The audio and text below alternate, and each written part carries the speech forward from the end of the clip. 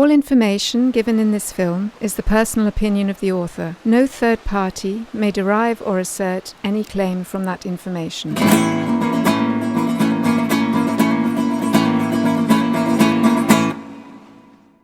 Ryanair has recently started operating from Cologne-Bonn Airport. Since the ticket price for 2 passengers with 20 kilograms of additional luggage was only just over €200, we decided to give Ryanair a go. Flying with Ryanair means following certain clearly defined rules. You will need to print out your boarding card in advance and take it with you to check-in. The possibility of reserving your seat online is limited, and this will also cost you extra. The fare includes only 1 piece of hand luggage of the permitted dimensions with a strict weight limit of 10 kilograms. Be prepared for the ground staff to check your hand luggage extremely carefully. Your additional luggage will also be weighed, but here the weight is the only criterion. Luggage scales like this one only cost €12 and could be a good investment given that Ryanair charges €60 for an overweight suitcase. The conclusion is that if you keep to these few, clearly defined rules, you can certainly fly very cheaply with Ryanair. Our third walk starts from the car park beside the MA10 coast road and takes us along the coast to the small village of Port de Canonge.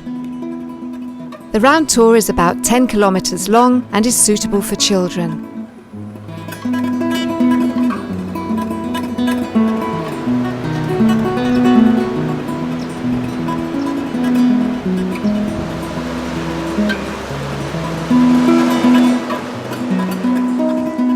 There are 2 restaurants in Port de Canonge, but you could also consider having a picnic in a shady spot with a view over the bay.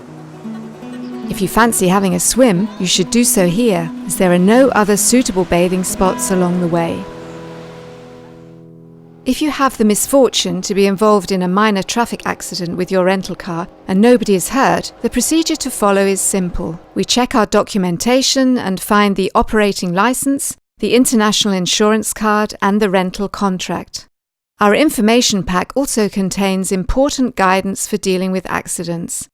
There is also an accident report form in Spanish, together with a translation. This Spanish form has to be completed and signed by both drivers. Nothing more is required. We hand over the accident report form to Europcar when returning the vehicle, and once back home we contact our contractual partner, TUI Cars, and receive confirmation from them that the matter is settled. Since our car has not suffered any significant damage, we continue our trip to the city of the rich and beautiful. On arrival at Port Andratx, we notice that everything is very quiet, as the tourist season has not yet started, and we can find no trace of the rich and beautiful at all.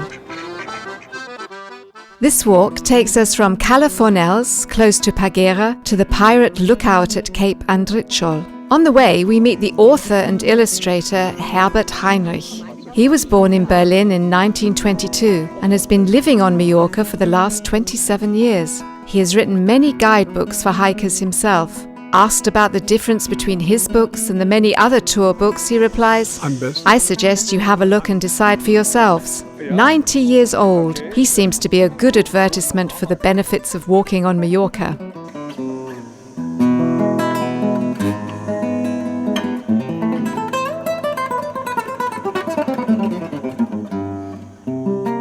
For the 2 kilometers ascent, we need approximately 30 minutes.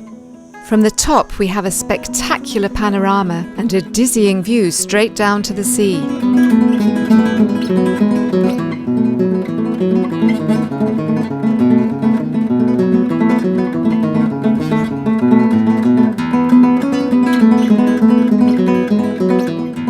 In summary, our trip to Mallorca has been a very positive experience. The island has much more to offer than just sun and beaches. St. Elm is a small, attractive resort and ideal as a base from which to set off on many beautiful walks of different lengths and levels of difficulty. You should definitely have a guidebook with you in order not to miss out on any of the wonderful tours you can undertake on the island. International car rental companies can have cheaper offers than local dealers, and you may be better off renting a car via an agency rather than direct with the company itself. Don't plan too many walking tours, but make sure you leave plenty of time for los placeres de la vida.